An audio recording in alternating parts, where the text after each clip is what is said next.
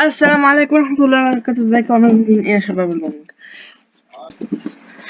وبما انك وصلت هنا وبتتفرج على الفيديو بتاعي ده، فده معناه انك وصلت للمستوى المتوسط في سكراش، وده معناه انك قطعت شوط كبير جدا في سكراش، وانا احب اهنئك على ده. شايفك اللي بتبتسم وفخور بنفسك، ها؟ ايوه انا عارف.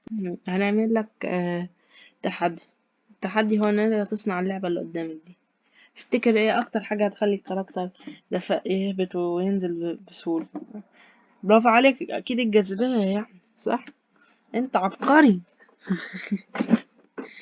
آه آه عايزك بقى تشوفها وتركز جامد اوي ايه تعرف تعمله كويس. كنت عندنا اتفقنا ان ممكن نعملها بزوايا احسن. ماشي، نعمل لما ندوس الزرار اللي هو اسمه الماوس داون.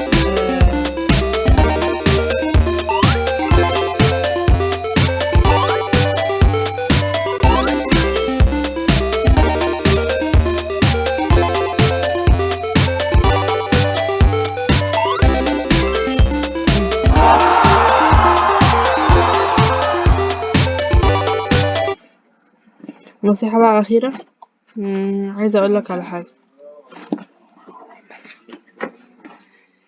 مم، دي اللي بتخلي الخلفيات تتظبط زي ما احنا عاملين، زي ما انتوا شايفين كده. احنا عاملين كام؟ سبع خلفيات. الخلفية الأخيرة دي كاتبين فيها يومين، هما 6 يعني 6 مراحل. يلا بقى، سلام، اشوفكوا